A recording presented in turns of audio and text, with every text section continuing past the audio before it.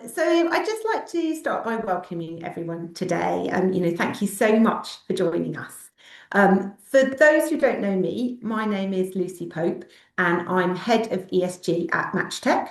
And we're also joined today by Annabelle Honor, who is our head of ED&I and internal recruitment at MatchTech. And importantly, we're joined by our guest speaker, Sonia Christensen, who is program and partnerships manager for the Talent App. Now, quick housekeeping point before we start. We've purposefully dialed in plenty of time for questions after Sonia's presentation. The Q&A function is open, so if you have a question, you can put it in there at any point, and we'll get to it at the end. Or if you'd like to ask a question directly at the end, just raise your hand virtually and we can take you off mute and you can ask us directly. So before I hand over to Sonia, I just wanted to set the scene really on why we're running this session today, and a bit about MatchTech's relationship with the Talent App. So we've been working with the Talent App for just over 3 years now, and I can firmly say that they have truly opened our eyes to the inequality that continues to exist for young people in the UK today, around social mobility, but critically around the impact of geography. So the extent to which where a young person grows up determines their exposure, their access, and ultimately their outcome. And it's become very evident to us through working with the Talent App that geography really begins to shape opportunity from a very early age. So where a young person grows up affects what they see, what they know, and what they believe is possible right from the start. And Sonia is going to go into much greater detail on this point, but obviously outside major employment hubs, young people are far less exposed to professional role models, far less likely to have access to networks or to just have people in their lives who can explain how certain professions work. And they can really lack understanding of pathways into industry. And all of this is totally irrespective of their ambition. So it's the area of geography and regional talent attraction that's going to be the focus of today's session. It's such a huge topic and one that certainly, in my opinion, is not really talked about enough. So topics like, the advantages of workforce diversity, the criticality of protected characteristics are so widely discussed and acknowledged, but the impact of geography on opportunity in the UK can be overlooked from talent agendas. And from an employer perspective, we know as a recruiter ourselves across STEM that organisations still really struggle to hire the talent they need, and hiring often remains highly competitive with many employers, certainly in the more saturated urban areas, recruiting from the same places in very similar ways. So broadening that geographic reach also has quite a strategic and a business imperative. It's a way of accessing talent competitors are potentially consistently overlooking. And then it becomes much more of a talent strategy as opposed to pure charity outreach, reframes the whole topic really as a business conversation. So as I said, we at MatchTech have been supporting the Talent App for just over 3 years now. And the work we've done with them has centred around 2 areas. So we facilitated work experience placements for their young people, and that's been both with organisations who we work with in our external networks, and also we've hosted some young people ourselves, which has been really great experience. And also the other area where we've worked with them is for the last 3 years, we've run an annual Give the Gift of a Mock Interview campaign. I'm sure some of you will have seen it, heard about it, maybe taken part in it. And that's where we've encouraged both our internal recruiters and individuals within our external networks to give an hour of their time to conduct a mock interview with a young person on the Talent Apps programme. And it's fair to say almost all the young people we've worked with through the Talent App have been university students.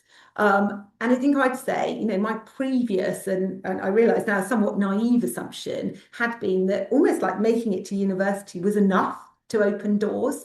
But these young people are still facing systemic disadvantage, often caused by where they live.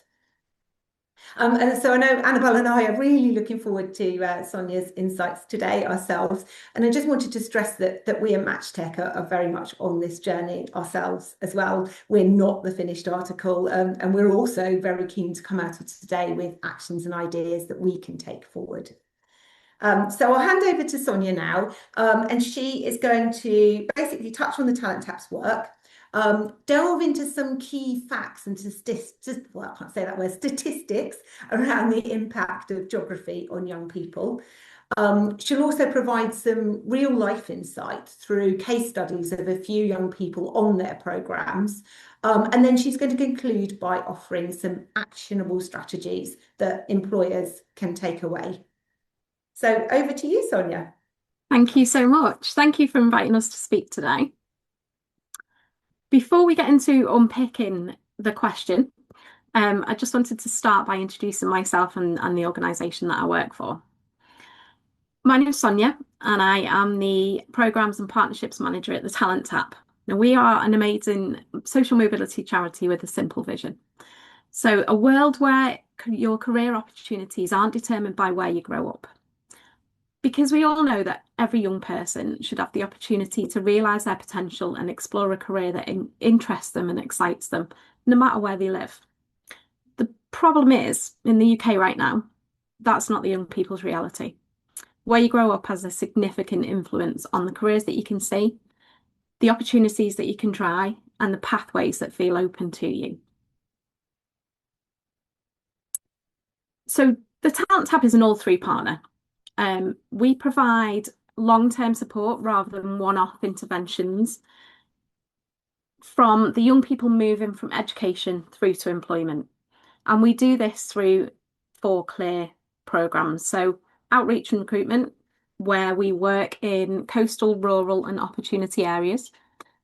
Emerging talent, where we offer city-based residential work experience and remove the cost barriers to get them there. Future talent, which focuses on employability and recruitment skills. And then we have an alumni network, which provides an ongoing professional development and network support.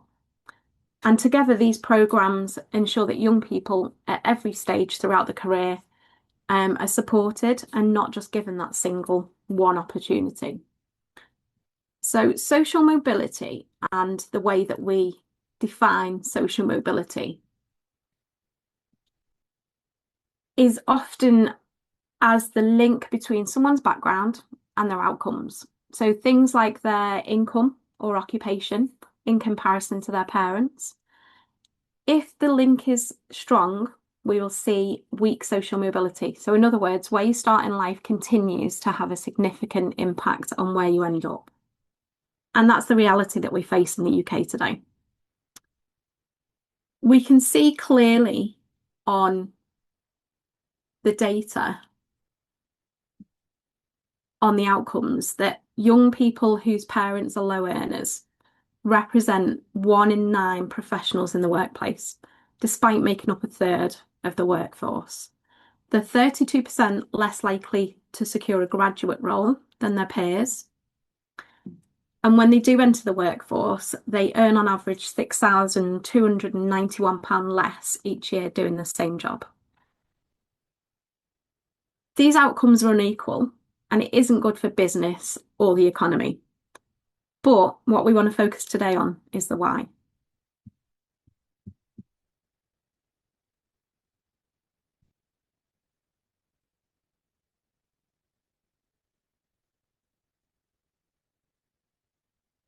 So if we take a look at the effects of low social mobility and how it shows up much earlier in the outcomes, they show up in things like what careers young people are exposed to, what pathways they feel are realistically open to them, and what opportunities they can access.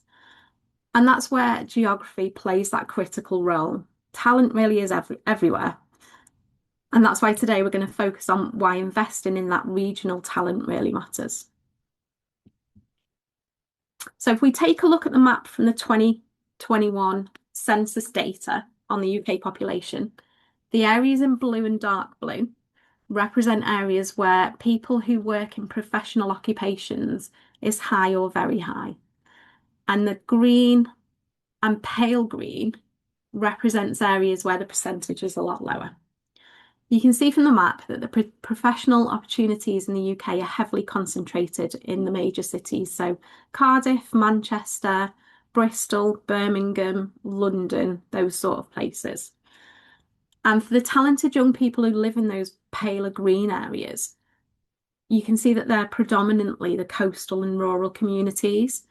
Accessing those professional opportunities located in the cities often requires traveling long distances, paying upfront for costs, and navigating the environments that they've never been exposed to before. So in practice, some young people can access opportunity by default of living back nearby to the big cities, while others are being asked to invest in it. And most of the time, that's often without any guarantee of an outcome from that. And that's where the gap really is that we're going to explore today. To help us unpick why investing in regional talent really matters, we're going to look at who really has access to it, how young people are experiencing that in progress, and what it would look like to change that.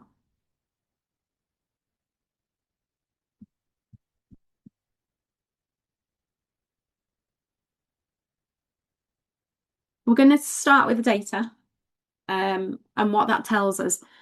If you're not familiar with the Sutton Trust Opportunity Index, it's a really eye-opening report. Have a look at it. In short, for the last 25 years, they've been looking at 10 million people to understand the effects of where you grow up. They looked at how likely young people are to be entitled to free school meals across the UK and how they were able to meet key measures of social mobility.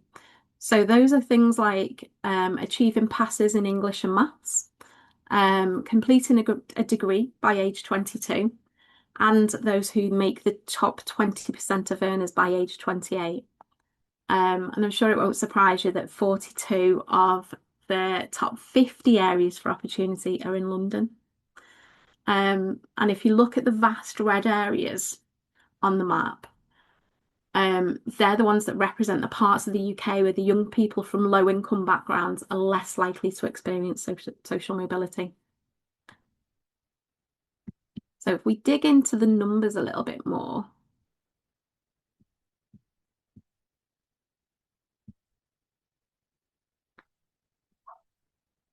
and go into it in a bit more detail. Bethnal Green, in comparison to the Isle of Wight, shows how proximity to opportunity can soften but not remove the disadvantage.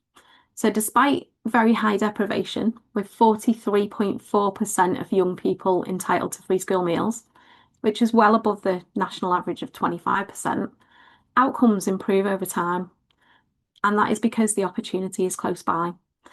While attainment starts lower, with 43.3% achieving English and maths, access to universities, employers, and networks means that the progression later on is stronger.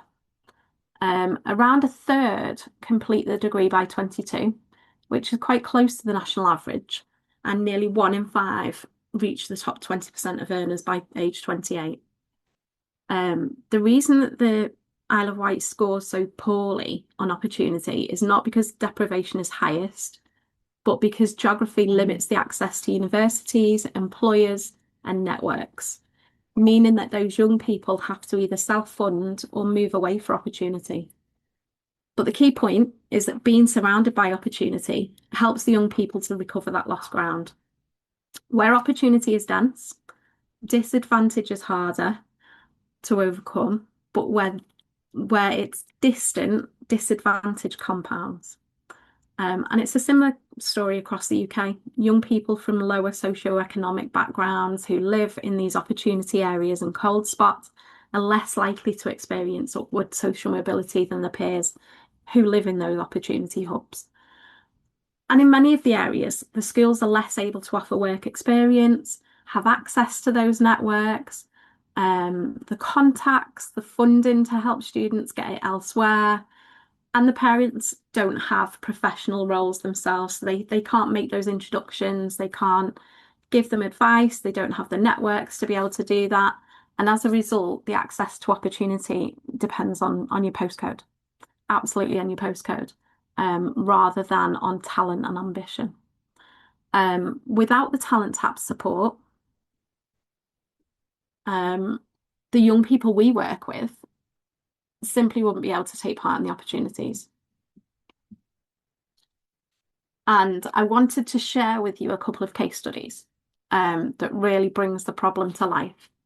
So for me, growing up in rural Dorset meant there were very few opportunities in biomedical science, particularly at an early careers level.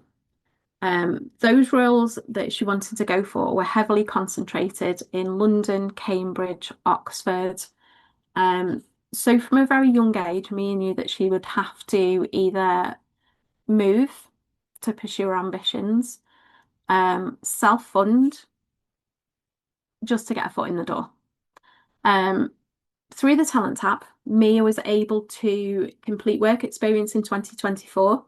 She built a relationship with the organisation and the professionals in that sector, and stayed connected to the teams. And then she was later invited to a symposium in 2025, which gave the valuable exposure to different career pathways, and a clearer sense of her options, really.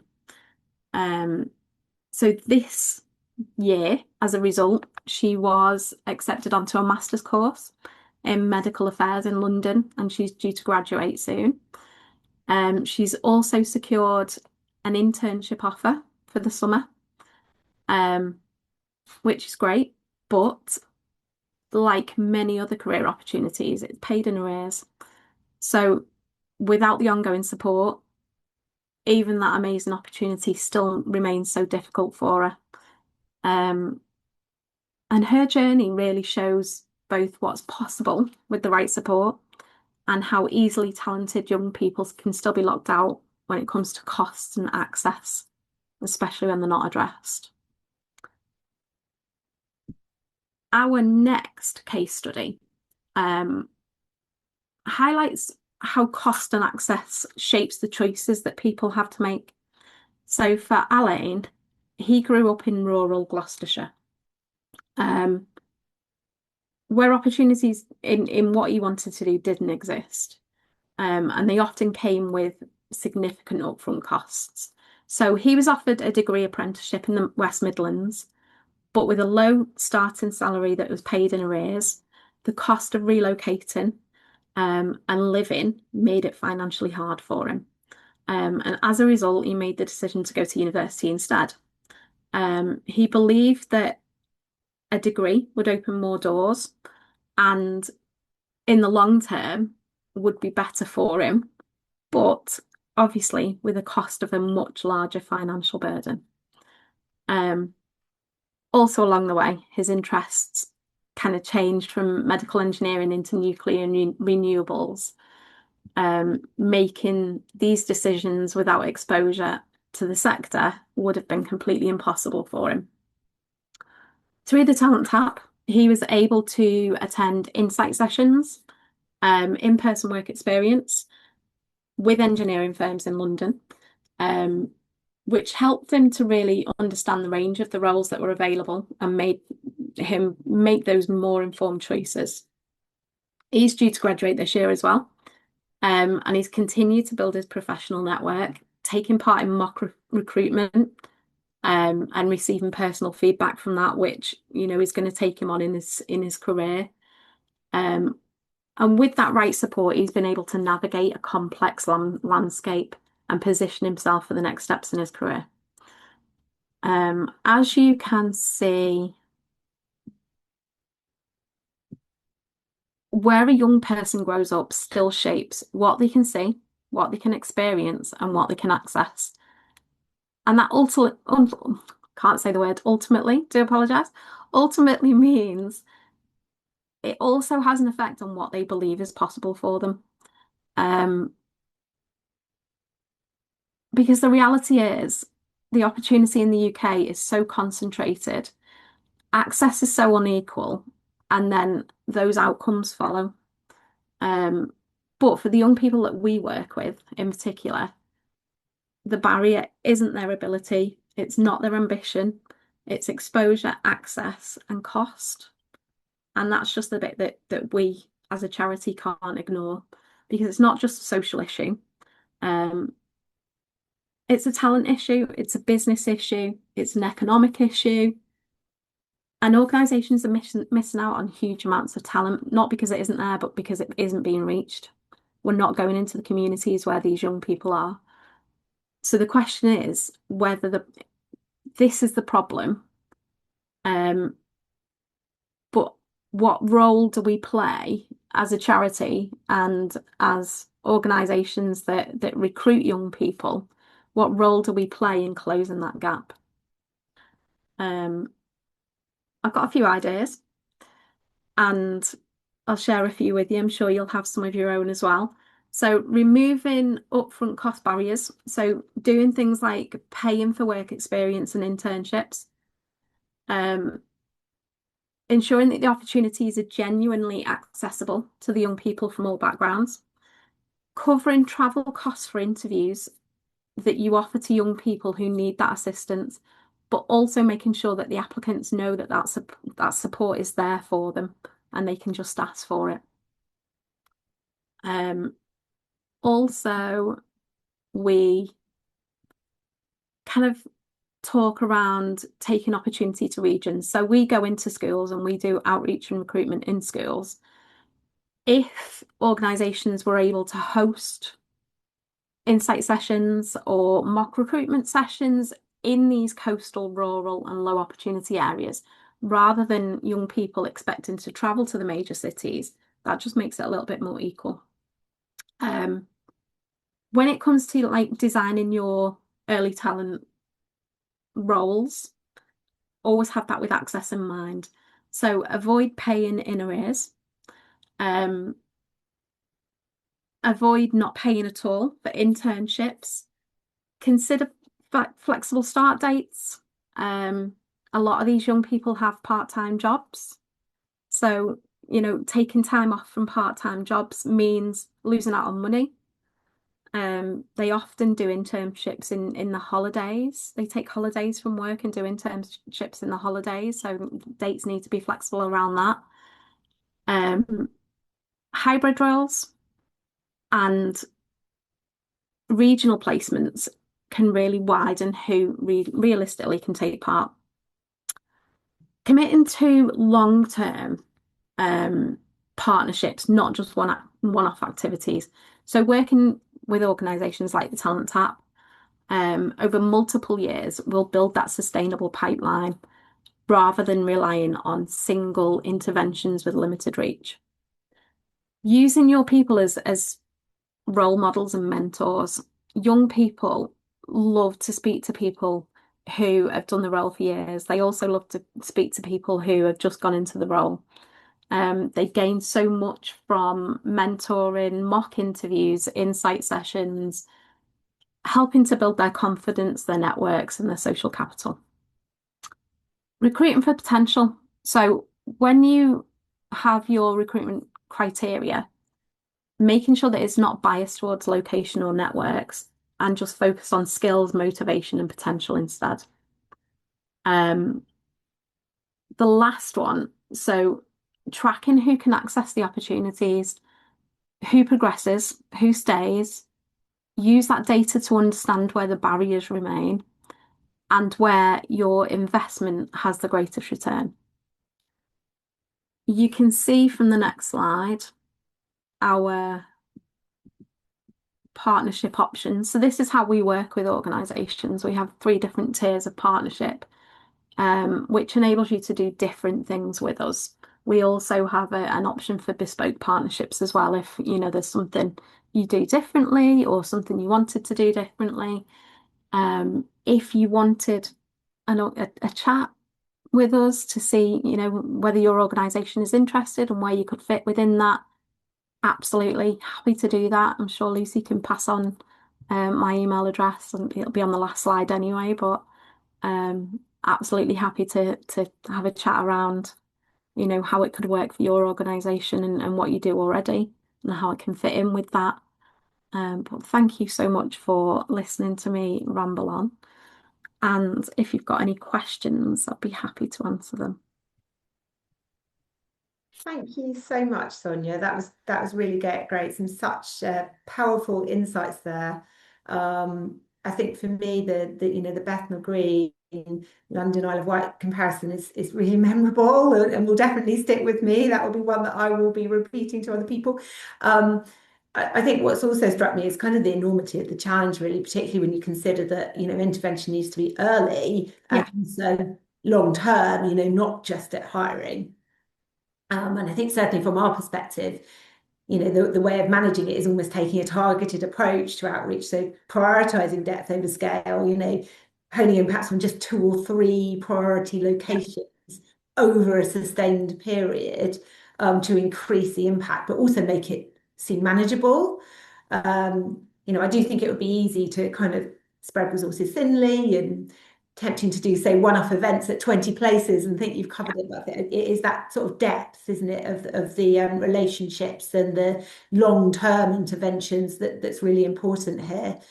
yeah, I think a question from me actually before we open questions to the floor is really, as an employer, how should we sort of choose which locations to focus on in that regard if we were going to sort of prioritize two or three key areas?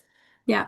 So the way that we work out where we should be, we look at first whether the rural, coastal, um, or low opportunity areas. And then we will use things like the social mobility index, the opportunity areas, the 55 areas post-COVID. Um, and we will figure out from that the areas that we need to work in. And we'll build relationships with sixth forms, with colleges, um, and we will go into them sort of areas and offer um, outreach and recruitment. So we will do a full outreach and recruitment program with them.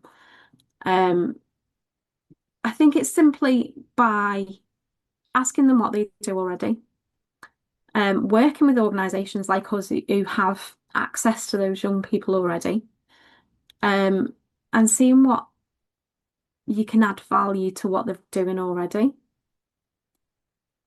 There's a lot of focus at the moment on careers within sixth forms. Um, but they find it really hard to make relationships and build networks with employers because there's so many others trying to do the same thing.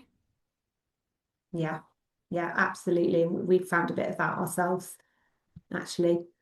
Um, and how do you sort of avoid kind of we've spoken around the sort of tokenism, if you like, and the kind of one-off Yeah, interventions.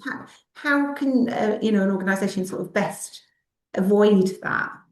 yeah, absolutely. So the organisations that work with us have a choice of being in each of our programs. So you can come in and work with us on outreach and recruitment. You can volunteer to review the applications that come in. You can interview our young people to come onto the programme. You can then offer work experience placements. You can offer to get involved in our future talent programme, which would be, offering mock recruitment processes or CV building workshops, things like that. And then you can also get involved in our alumni. So it's not just a one-off intervention that that ticks your box and says, yes, we focus on young talent. We tick the boxes for social mobility. You can get involved at every single step and every single stage that are the programs that we offer. And you can track those young people going through that as well. So if you've got a young person that is particularly interested in your organisation or your job role or what you do, we can track that young person going through. And it can be a great pipeline for your organisation as well. Yeah, thank you. No, that's great. That's really useful. And I'm just going to, we've got a question in the Q&A function from Kay. So I'm just going to ask you that if that's okay. And then I'm sure Annabelle's got some questions that she wants to ask you from our internal recruitment perspective as well. So Kay Smith has said, Sonia, we're hosting some young people on a work experience day. Yeah. Do you offer any sessions to young people introducing the Talent app?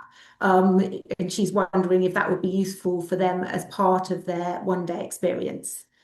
Yeah, I mean, it would depend on where the young people were from, whether they fit our criteria.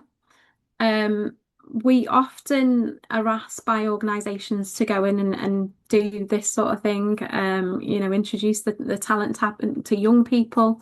So it would depend whether they fit our criteria really, and whether it's professional roles. So we have a focus of professional roles. So that's things like finance, consulting, um, STEM, investment banking, things like that, things that they wouldn't normally have access to, um, as a career opportunity, really. Lovely, thank you. And I would suggest I'll put you in touch with Yeah, absolutely. with Kay, and she can ask some specific questions Yeah, great. around that. Annabelle, over to you. Really, do you have any questions from our perspective, from a match care Yes. perspective? Yeah. Yes, I do, as always. But I've noticed that Sarah has got her hand up in the chat. I don't know whether we can allow for Sarah to speak. Can we unmute Sarah so she can ask her question? Is that I think we possible? can. Lovely. Go ahead, Sarah. I'll let you go first. They look like they're still muted at the moment.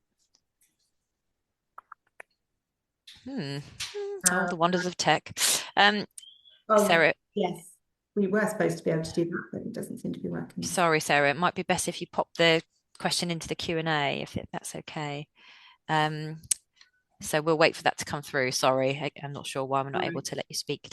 Anyway, yeah, I think again, I've got a couple of bits from my side. And again, I, I always like to try and see sort of the positives, and I think the fact that we're talking about the fact that talent is everywhere is the positive to take away. And as somebody who, I've done recruitment for 17 years, very long time, and that's on behalf of other clients, but also recruiting for people to come and work for our business. And actually, it's one of those conversations where you do feel like you're banging your head against a brick wall because you're constantly saying, there's talent out there, but we've got to make that, we've got to make everything more accessible. We've got to think about the different types of people that we'd want to recruit and what they need and how can we flex and bend our process to them. So again, it's great to have some quite practical ways that you can do that. And it's great that you've again given some takeaways for us to think about.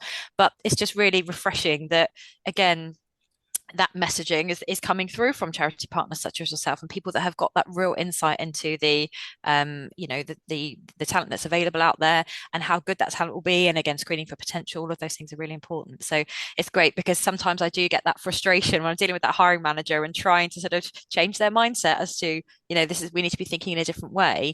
And I think sometimes people do think a bit more sort of shorter term rather than that longer term investment that we need to think about. So my question linked probably to that, sort of shorter term, because I guess, depending on the size of your business and what you do, if you're able to outlay costs and pay out for, sort of travel and bits and pieces, that's great. But how could you justify that internally if you know that that's something that your business won't be so happy with, or there will need to be a justification for that? So any outlay cost or spend to help to increase social mobility and support young people coming in, either in a assessment day or whatever it might be, how could you speak to your seniors within your business and justify that cost internally? Sonia, what are your thoughts on that side? Yeah, so we work with if we work with a corporate partner, we work mostly with teams that sit within recruitment or they sit within CSR or those types of organization functions that have the budget to be able to do that. So obviously it depends business by business. Um, but that fairness of that recruitment process and that support of the young people that are coming, particularly for graduate roles, If they're coming to interview for a graduate role for you, and you've got somebody who's based in London and is interviewing in London, then fair enough. They pay their own travel and they get there. But if you've got somebody who's based in Hull and they'd love to come to the interview for the role, and on paper they're amazing, but that barrier for them is that cost of the train to get down to London for that interview, then that needs to be factored in to your recruitment processes, and it needs to be factored into your whole budget really for fair hire, let's say. Um, so yeah, I mean, many different organisations, it sits within different pots of money. So I wouldn't kind of be able to say where it'd sit with an individual Yep. business, but that should be there for that kind of support. The same as if you were offering an internship or work experience. You've got somebody from London who can travel in every day. That's fair enough. They wouldn't need accommodation. They wouldn't need to pay for travel. But if you've got someone from Hull who'd love to take up that opportunity and would bring diversity to your business, they'd need overnight accommodation. They'd need a train. It's that fairness and clarity across that, I suppose. Yep, lovely, thank you. I'm just going to try again with Sarah's question, just again to give her the chance to ask that. No, So no, Sarah, Sarah said she raised her hand accidentally. oh, right. Okay, no worries. In that case, I'll carry on because again, I always have lots of questions, but I think again, where I'm quite heavily involved in our own recruitment at the moment, and we're looking for recruitment consultants, but we're recruiting recruiters. And actually, we do, tend to see quite a lot of young people coming into our business, which is great, and we build really good careers for people.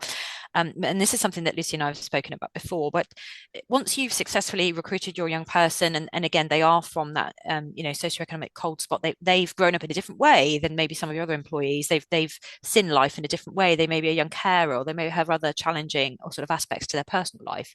So how, or what are sort of the practical ways that you can support that person actually when they're in the workplace, and what do you need to do that's different? Because we all talk about well-being and setting people up for success and all these great things, but I can imagine that again this is something that needs a lot more consideration. So what can we think about from that side? Absolutely. And young people in early careers, some of the organisations we work with, they have a mentor within the business. So it will be somebody who's directly their line manager. It will be somebody else from the business who they can go to and say, I'm a year into my career, I'm kind of stuck, I don't know where to go now. But it would be someone that they can talk to and get that advice from, get that support from, and just use them as a sounding board, really. So having that kind of structure of mentors, or whatever you want to call it, within your business for your young potential leaders, your your future managers, is a great thing to have. We kind of offer that. So our young people will go into their early career. So let's say one of our young people started working with you. They can always come back to us and say, I need a bit of advice on this, or do you have any connections in this type of role, that I could use as a sounding board or ask advice from. So it's always great to have those ears on the ground, but not directly connected to your role, your job. Brilliant, thank you, that's great. Thank you. I think we've got two other questions in the chat. So we've got one here. How much of your programs do you deliver face to face versus remote to reach young people in rural and coastal areas? Okay, so our outreach this year was 65% in person. So we took on quite a few new schools and a few new areas this year, and either myself or Catherine went out to speak to the young people, or we asked our alumni to go back in and speak to the young people, because that's how it's best delivered. Describing our programs and describing what we do is best to come from the people who've been through it. So they went into the schools and told them about the program and told them how to apply and how great it was, etc. for some of the schools that we already had a relationship with, the teachers were able to do that for them. With the recruitment part of it, that was done virtually with volunteers from corporate organisations. So we had 133 people to interview this year with volunteers from various organisations and partners that we work with, who asked them a series of set questions, so it was fair across the board. They gave them interview feedback, so they had experience of that interview process. And they had a say in whether the young people were, going to be successful in our program or not. So that was delivered virtually. Our Emerging Talent Programme, which is coming up at the end of June, beginning of July, is delivered face to face. And we believe that it's important to deliver it face to face for those young people to have exposure to the environments that they want to work in before they decide to go to university, or, they're a year into university and they're doing finance, but they've never stepped foot in an office that does finance. Is it for them? Do they want to do that? Is it going to be worth another 2 years at university and then at the end of it they don't like that environment? We believe that it's important to do face to face and for building those networks as well. So on our program, we keep them for the first day. We go to LinkedIn HQ. We do things like presenting skills, your pitch, how to describe yourself in 3 easy sentences, everything to build them up for that work experience. And that's all obviously done face to face. And then they're with us for that 2 weeks. So we put them up, we pay for their travel.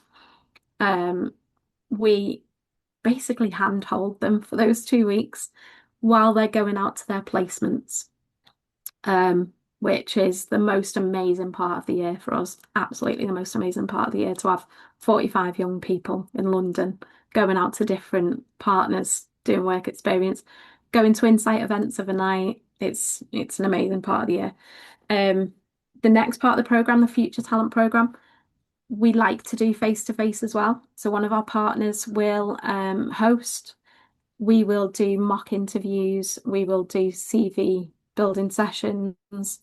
Anything to help them get on the next step of their journey once they've left university. And then our alumni, we invite our alumni back to different events that we put on, events that we attend. Lots of our partners will invite our alumni back to their events as well. So as much as possible, we do face to face, because we believe that that's where you learn the best, is being, in that environment, being able to ask questions to professionals, being able to just soak it all in, really. And I guess they learn quite a lot from each other in that regard as well, don't they? Having been one of the corporate interviewers on your recruitment program, and I remember having the conversation of you, just saying you almost need a diversity of personality types as well. So you have, some individuals who are really, really shy, others who are quite confident. They feed off each other as well as learning through the general experience and the corporate networks and yourselves. So that's always better in face to face. Yeah, absolutely. I mean, we've got 46 young people this year. We take 46 young people that don't know each other, that come from different ends of the country, from the Isle of Wight to up in Middlesbrough. And by the end of 2 weeks, they're fully confident with each other. They've had an amazing 2 weeks out in a workplace. They've gained insight into occupations that they never even would have dreamed of. Some of them will come to us wanting to go into finance and then end up wanting to go into consulting at the end of the 2 weeks. That it's opening their eyes to a lot of different options for them, but getting them to see those environments as well and speak to professionals within those environments. Absolutely. And I think we've got one last question in the chat, but I think you've covered quite a lot on it actually, which was, how do organisations tend to partner with you? I don't know if there's anything you want to add there, Sonia. Yeah, always happy to have a conversation around bespoke partnerships. We do have our three partnership options, which I don't know if you share the slides afterwards as well. Yeah, we will Yeah, do. the slides will be on there as well. So you can have a look at those options. Um, we tend to start off small.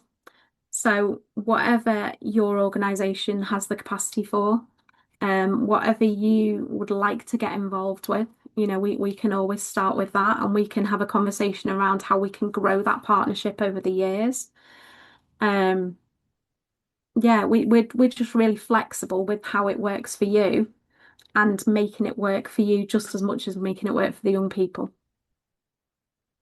Lovely. Thank you so much. And I think, well, everyone's got my contact details. So if anyone wants to be put in touch with Sonia, obviously her address is there, or just ping me a message and I can put you directly in contact for a more individualized conversation. And then all that remains is to say thank you so much. So thank you to everyone who's attended today. We're really grateful for your time and we hope you've got a lot out of it. And most of all, biggest thank you to you, Sonia, for coming and giving us such an insight into what you do and to the challenges that persist and pervade for these young people. So thank you very much. We'll end it there. Thank you for letting me ramble on. Thank you, Sonia. It was brilliant. Thank you. Thank Thank you. you. Bye, everybody. Bye. Bye.